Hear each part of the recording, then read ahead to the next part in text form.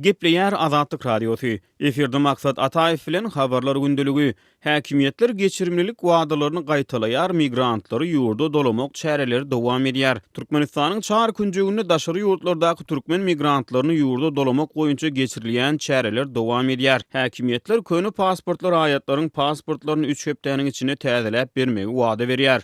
Olar daşary ýurtlarda Türkmenistanyň migrasiýa hakyndaky kanunyny bozan raýatlaryň jogapkärçiligi çekilmejekdigini gaýtalaýar. Bu barada Azatlygyň Türkmenistanyň habarçysy 11-nji iýunda maglumat berdi. Migrantlary ýygyny watana dolamak barada geňeşliklerde duşuşyklar dowam edýär. Ýygyna dolanan adamlara 3 hepdede täze pasport çykaryp bermek migrasiýa hakyndaky kanuny bozan adamlary jogapkärçilige çekmezlik wada berilýär diýip Azatlygyň habarçysy aýtdy. Ýatlasak bu urda häkimetleriň görýän çäreleri ýaňy ýakyny güýjürgäp ugrapdy. Türkmenistanyň migrasiýa hakyndaky kanunyny bozup ýurda girip çykmak üçin zerur bolan biometrik pasporty wagtyny almadan köni pasportlary bilen uzak wagtdan bäri daşary ýurtlarda ýaşaýan türkmen raýatlaryna Türkmenistanyna döwlet derejesinde geçirimlilik ediljekdigi, olar ýurda dolanan halatyny hiç ýyly jogapkärçilige çekilmejekdikleri barada Azatlygyň biri-birinden garaşsyz 2 çeşmeti 6-njy iýuny habar beripdi. Bu meselede prezidentiň karary barada gurrun edilýär ýöne hinide çeni resmi metbuatda bu barada dil ýarylmady diýip Azatlygyň habarçysy aýtdy. Ýokurdan migrantlary nädibem bolsa ýurda getirmek barada görkezme berilipdir. Ene atalary bilen gurrundeşlikler geçirilýär. Olardan çağılaryny, agtyklaryny ýygyna ýurda çağırmak sorulýar. Migrantlaryň ýurda dolanmagy gyssanmaýanlyklaryny görýän häkimetler olaryň dogan garandaşlaryna basyşy güýçlendirýär diýip habarçy sözüniň üstüne getirdi. Şeýle-de ol ýetiren maglumatyny maşgala agzaty daşary ýurtda migrant bolup öýdi döwlet idarasyna işleýän büdjet işgärlerine işden gowmak haýwatynyň atylýanlygyny, egerde maşgalanyň daşary ýurtdaky agzaty ýurda dolanmasa munyň netijeleriniň agyr boljakdygynyň olara duýdurulýanlygyny habar berdi. Şu zatlar Türkmenistanyň ähli künjünde bolup geçýär. Balkan we Lewap welaýatlarynyň kärdeşlerim bilen habarlaşdym. Olaryň sözlerine görä häkimetler migrantlaryň maşgalalaryna gurrundeşlige barýar. Käwagt gowluk bilen soraýarlar, soň gorkudyp başlaýarlar diýip Azatlygyň habarçysy sözüniň üstüne getirdi.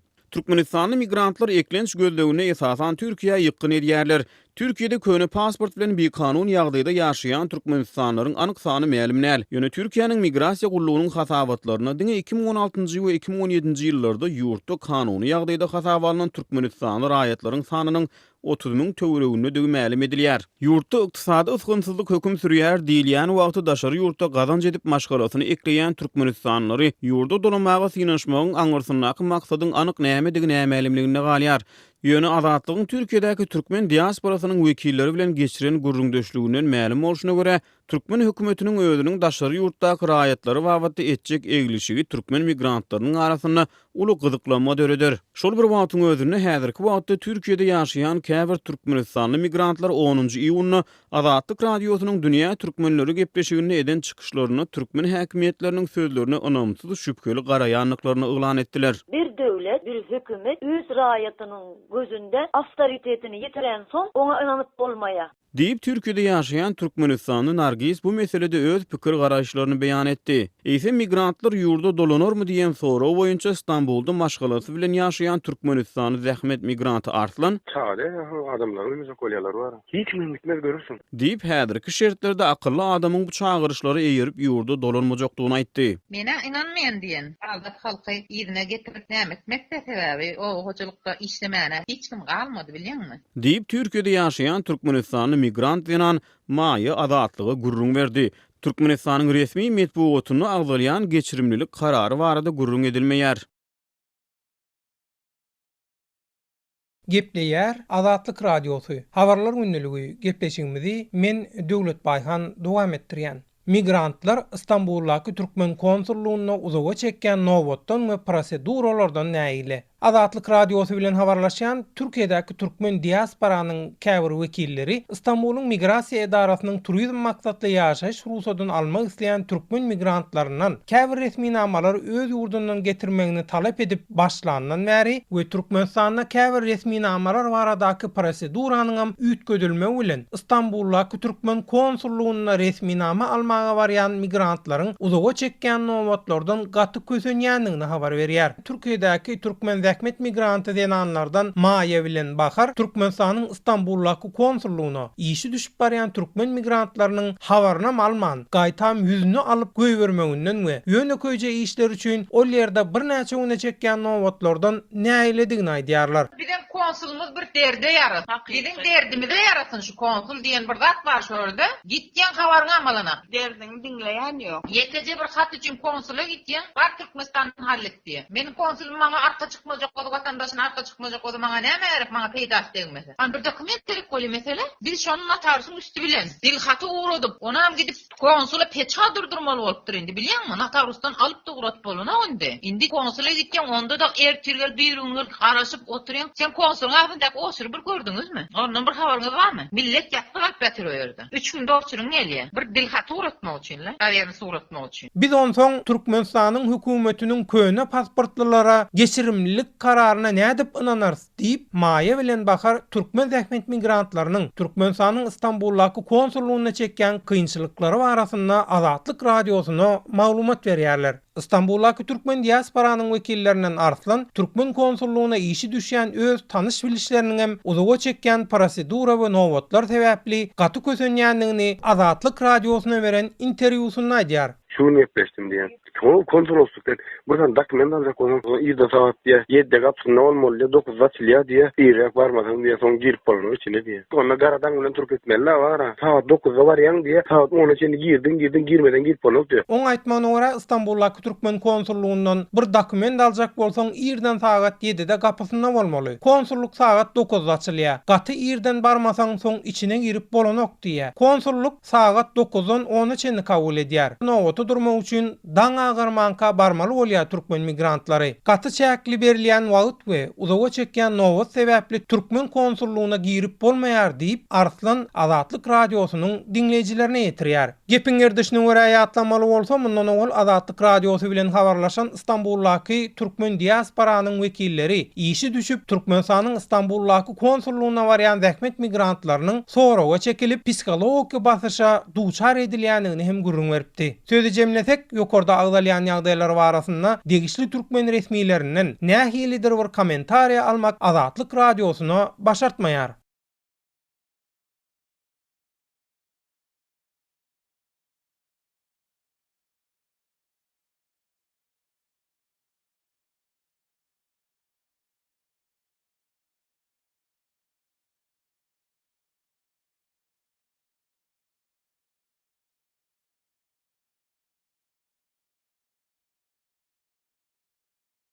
Gepleýär Azatlyk radiosy. Habarlar günnälik gepleşigimizde men Sehra dowam etdirýärin. Azatlyk radiosynyň Türkmenistandan habarçysy Sultan Açylywa ýeni hüjüme sebäwar edilip onuň tenine şikes ýetirildi. 68 ýaşyndaky jurnalist 9-njy iýuny ýerden saat 9:30 töwereg Mary vilayatynyň Ýolutön şäherinde 2 sany tigirli ýaş oğlan tarapyndan hüjüm edildi. Açylywa şol güni ýerden saat 8 töweregi odalky goňşularynyň biriniň öýüne onuň dünýäden öten oğluny hatyralap baryp gaýtmakçy bolup, gaýyn öýünden çykanda jaýyň golaýynda duran ak renkli daşary ýurt markaly avtolow görýär. Habarçymyz onuň içinde oturan sürüjiniň özüni gören desine mobil telefondan bir ýere jaň edendigini, soňra-da ýydynyň assadyk avtolowny sürüp başlandygyny, barmaly ýerine barýança ýydynyň ýuwaşlyk bilen gelendigini we ol ýerden çykýança garawullap durandygyny gurrun berdi. Yarım saat ýalwat geçenden soňra men ýydyma dolandym. Köçäň orunda 16-17 ýaşlaryndaky 2 tane ýaş tigirli oglanlar meniň ýydymdan ýetip ilki salam berdiler. Soňra näme üçin olaryň ýaşaýan jaýlaryny meniň turata düşürendigimi soradylar. Hakykatda men hiç bir surat almandym. Men olara özümiň hiç bir surat almandygymy aýtdym. Olar maňa eger surat almadyk bolsaň, subut et, fotoaparatyň bize görkezip diýip iki tarapymdan türnü ugradylar. Men olara men hiç kimiň öňünde hiç bir hasabat bermeýändigimi aýdyp, aňrakda gezmeklerini soradym. Diýip habarçymyz gurrun berdi. Açylywa soňra-da tigirli oglanlaryň birisiniň öňünde keserip durandygyny, beýlekisiniň boýnundan asylan el sumkasyny almak üçin özü bilen ýakalaşa girendigini aýdyp sözüni şeýle dowam etdirýär. Men onuň güýçli urusynyň ýüzüni kıldım. Emma ol meniň sumkam alyp ýetişmänkä geçip baran ýolagçylaryň berdi maňa kömege ýetişdi. Ýanky tigirli olalar biz häzir polisiýa tutup seniň fotoaparatyňy aldyrar diýip tigirlerini türüp gitdiler. Soňra men etrap merkezinden 8 kilometrlik uzaklykda ýerleşen atoýma uğradym. Meniň bilen taksyma ýyzarlaýarlaryň berdi hem minip ýetişdi. Men öz öýümde baranymdan soňra 1 sagat ýalwat geçirip ýene-de ýol gözetçilik gullugynyň işgärleri gelip meniň ýakynlarynyň awtologlaryny etrap merkezine ýol gözetçilik gullugynyň edara jaýyna alyp gitdiler. Meniň ýakynlarynyň soraklaryna olar. Biz hemmelerde düşünýär, söýene bize buyruk şeýle. Açyl we Aşgabatda gidýänçe biz awtologlary edara jaýynda taklamaly. Başga edip biljek adamymyz ýok diýip jogap gaýtardylar. Diýip habarçymyz bellidi. Onuň sözlerine görä şondan soň ýakynlarynyň awtologlary 2 günläp ýygyna berilmedi. Ol ýygyna gaýtmanka ýol ötendäki öňkü goňşusynyň öýüne ýürite gulluklaryň işärleriniň baryp olary soraga çekendigini we gaýtalap özü bilen gatnaşyk saklamaly däldikleri barada görkezme berendiklerini eşidýär. Meniň taşymdaky garawullar giýjeti bilen bir adam hem aýrylmadylar. Bu gerekdäki hüjüm netijesinde hem meniň tenime şikayet ýetirildi. Diýip habarçymyz bellidi. 62 ýaşyndaky jurnalist ýol öten etrawyna ýygy-ýygydan sapar edip, bu ýerdäki işsizlik, ýollaryň ýaramazlygy, ilatyň tok we agyz suw problemalar barada maglumatlar taýýarlaýar. Açyl we özüniň dowduk etrawy bolan ýol ötende öz dogan garyndaşlaryna we ýakynlaryna basyşlaryň mundan 8 aý çemesi ozal başlanandygyna, olary özüniň owa gelmeli däldigi barada köpçülikde duýduruş berilendigini hem sözüniň üstüne goşdy. Adatlyk radiosynyň habarçysy Açylywa 2016-njy ýylyň ahirinden bäri adyrnan 10 gezek hüjüm edildi, saklandy ýa-da basyş edildi. 2017-nji ýylyň 14-nji noýabrynda Aşgabatyň Parahat 7 etrapçasynda edilen hüjümde jurnalisti ýydarlayan adamlar onuň hiç ýyly surat almazlygyny we öýden çykman oturmagyny talap etdiler. Şeýle-de şonu Açylywa öýüňden çyksaň ölersiň diýilip haýwat atyldy.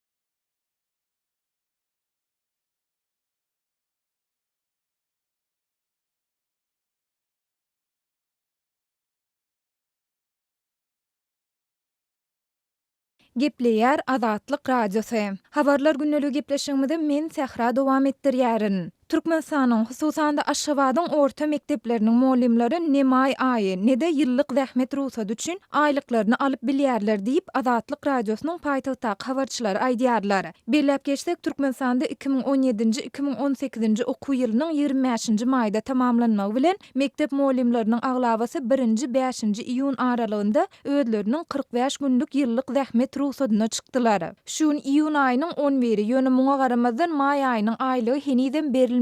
Galy bersede zähmet ruhsatyna çykanmyza da 10 gün çemesi wagt boldy. 45 gün zähmet ruhsaty üçin hem aýlyklarymyz heniz berilmedi. Ýogsam bolmasa ýurdun kanunçylygyna laýyklykda zähmet ruhsaty döwründe aljak aýlyklarymyz dynjalşy gitmänkäk berilmeli diýip özüni Güljemal diýip tanıştyran Aşgabatly muallim Adatlygyň ýurt içindäki habarçysyna gurrun berdi. Adatlyk radiosynyň habarçylary bu ýagdaýyň ýurdun ähli künjegine diýen ýaly gaýtalanýandygyny aýdyp, Balkan welaýatynyň Balkanabad şäherine Serdar we Etrek etraplarynaky, Daşoz welaýatynyň Gowada we Bollumsaz etraplarynaky mektep muallimleriniň hem aýlyklaryny alyp bilmeýändigini tasdiklaýarlar. Muallimleriň ençemesiniň aýtmagyna görä, olar bilim işärleriniň aýlyk haklarynyň öz wagtynda berilmegine jogapkär, etrap we şäher bilim bölümlerini jaň edende jogapkär resmiler olary biz ähli dokumentleri taýýarladyk. Olary siziň plastik kartlaryňyzda açan degişli banklara tapşyrdyk. Olarda haçan maliýe mümkinçiligi bolsa, şonu geçirerler diýip özlerinde günäniň ýokdugyny aýdýarlar.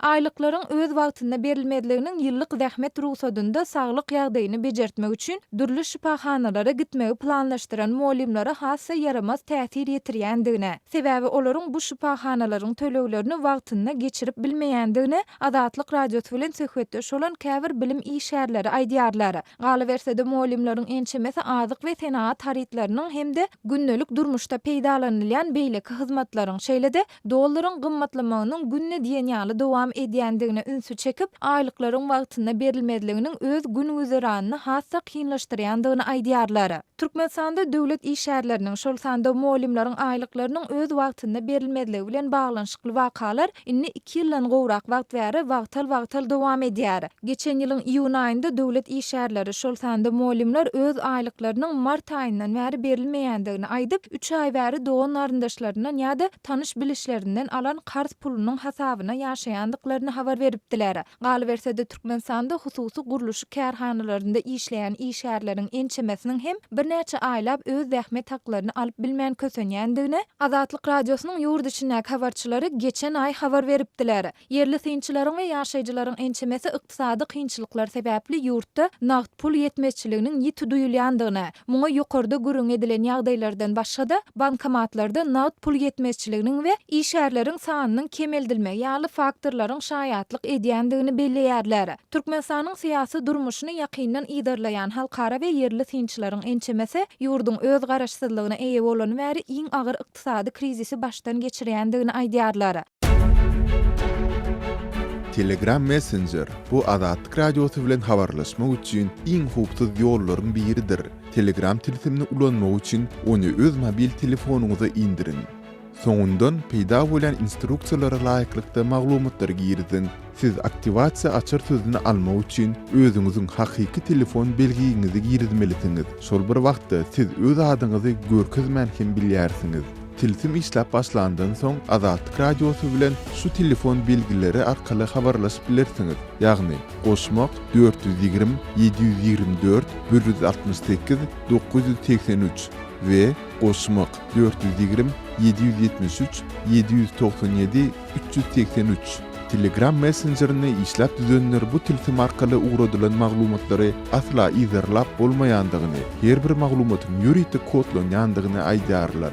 Has hupsuz söhbetleşlik üçin siz secret chat, ýagny gizli chat mümkinçiligi bilen hem peýdalanyp bilýärsiňiz. Dünýäniň iň öňde barajy ýürüýte gullukları henüz hem Telegram'yň koduny döwüp bilmediler.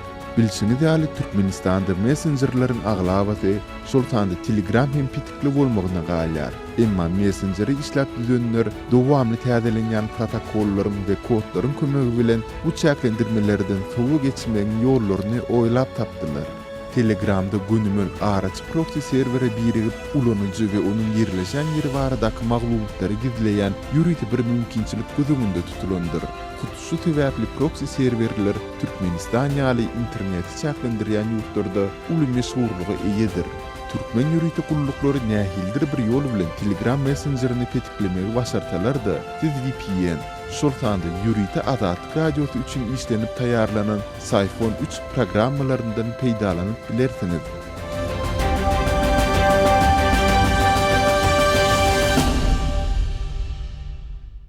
Gepleýär Azatlyk radiosy. Habarlar gündeligini dowam etdirýär. Efirde siz bilen men Arar Perwiz. Germaniýanyň, Fransiýanyň, Orsiýetiň we Ukrainanyň daşary işler ministerleri Gündogar Ukrainadaky konflikt barada pikir alşmak maksady bilen 11-nji ýylyna Berlinne duşýarlar. Normandy formatiýa Normandy dörtlügi diýilip atandyrylýan toparyň göpreşiklerine esasy tema konfliktli zonada Birleşen Milletler Guramasynyň parahatçylyk missiýasyny ýerleşdirmek meselesi bolar diýip çaklanýar. BMG'nin parahatçylyk missiýasynyň Gündogar Ukrainada ýerleşdirilmegini ähli taraplar goldaýarlar. Ýöne onuň mandaty hakda özara alalyşyk ýok. Germaniýa bilen Fransiýa Birleşen Milletler Guramasynyň harby birlikleriniň Orsiýet tarapyndan goldalýan petneçileriň kontrollugynaky ähli regionlarda şol sanyna Ukraina Orsiýet serhedinde de ýerleşdirilmegini isleýärler. Emma Orsiýet bu pikire garşy çykýar.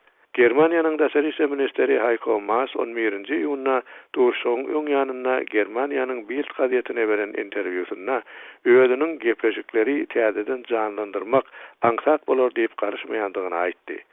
Ol Ukraina bilen Orsiýetiň bähbitleri we garaýşlary köp regionlarda bir-biriniň gaty tafawutly diýdi.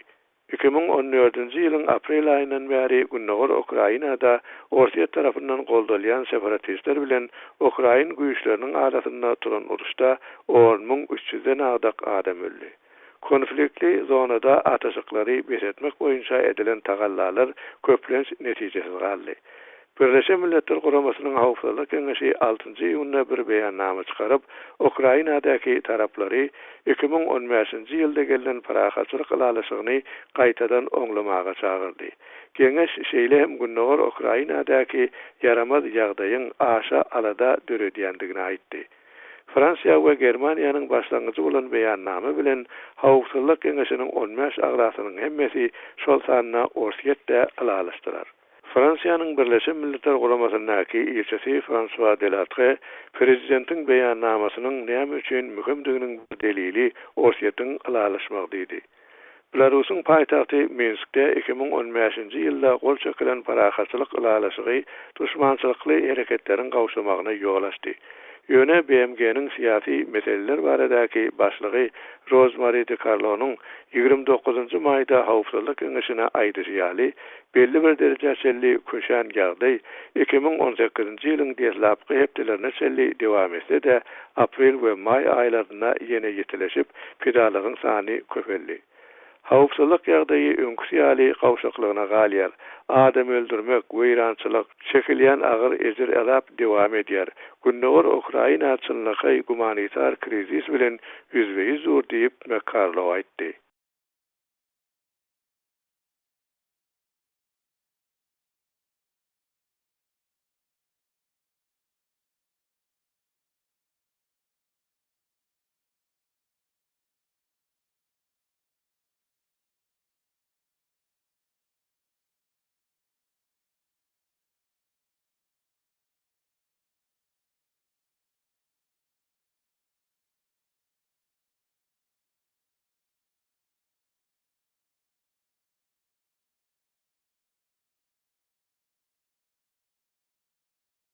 Gepler Azatlyk Radiosu. Eferde habarlar gündəligi bilen men Şaýmyrdan Ulumrady Kabuldan. Demirgazyk Awganystanyň Gunduz welaýatynyň Kalaýdal atly etrapynda jeňçiler Awgan güýçleriniň harby merkezine hüjum etdi. Onuň netijesinde 15 Awgan harbisi helak boldy. Awgan güýçler bilen jeňçileriň arasynda çatışygyň dowam edýändigini resmiler aýdýar. Yerli Geňeşiň deputaty Seyit Esedulla Sadatyň aýtmagyna görä, Kalaýdal etrapynyň merkezi Aktepe şäheriniň ortasynda ýerleşen Awgan güýçleriniň harby bazasyna jeňçiler şu gün ertir ýerden hüjum edipdir. Harby bazada 15 Awgan harbisi bar eken. Jeňçiler harbiýleriň hemmesini öldüripdir. Awgan harbiýleriniň ýara, tank we harby ulaglary hem jeňçileriň eline geçipdir. Urdu milli bilen polis milli 15 nefer bardy. 15 neferni hem ertir 2 bejede gelip 3 beýaça muhalifler şehit etýär. 2 dana amgy bilen bir linjernam etýär. Kalaýdal etrapynyň ýaşaýjylarynyň aglabasy türkmenlerdir. Türkmen obalarynda jeňçiler basyp alypdyr. Etrapyň Kuluktepe atly ýerinde komandan Nebiniň ýol başçylygynda ýarym resmi ýerli ýaraglylar jeňçilere garşy göreş alyp barýar. Deputat Seyit Esedulla Sadatyň aýdysyça Nebi komandiriň harby postlaryna da jeňçiler hüjum edipdir. Jeňçileriň hüjumunda Erbeki atly ýarym resmi ýerli ýaraglylaryň 28 sanyny helak bolupdyr. Ölüleriň jesetlerini hem jeňçiler oda ýakypdyr. Erbeki atly ýerli ýaraglylaryň hemmesi Türkmenler diýip deputat aýtdy. Komandan Nebiniň 3 postasına taarruz etdiler. 28 nefer şehit boldy. Hatta şehitleri cesetlerini otladılar. 3 komandan şehit boldy. Berjese komandan. Hemmesi Türkmen. 28 nefer. Gunduz welaýatynyň etraplarynyň hemmesinde de jeňçiler hereket edýär. Gunduz şäherine de jeňçileriň we hemsalýanyň ýerli ilat aýdýar. Kalaýdal etrapynyň 107 obasy bar. Diňe 4 obasy Erbeki atly ýerli ýaraglylaryň kontrolunda galýar. Böleki obalarynda jeňçiler bar. Kalaýdal etrapynyň ýaşaýjylarynyň 80% türkmenlerdir. Galan 20% poştullar bolup durýar. Türkmenleriň kyn ýagdaýlary başdan geçirýänliklaryny deputat aýtdy.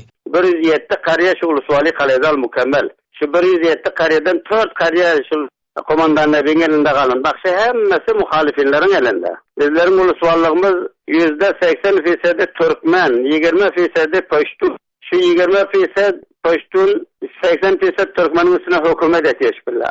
Talibanlar hem Paştunlar, bu taraftan hükümetimizin hem hemmesi Paştun. Kalaýdal etrapyndan arada müňlerçe maşgala gaçyp çykmaga mejbur boldy. Botup çykanlaryň hem hemmesi türkmenler. Öz üýjaýynyň bejaý bolanlaryň aýallarynyň hem dilekçiligi diýandygyny deputat gurrun berdi. Türkmeniň eläyi çadyr berenip mezgin dukana bol haýr kılın diýär, haýr edin diýär. Bu halatymyz bizim bolup duruşymyza şun ýany.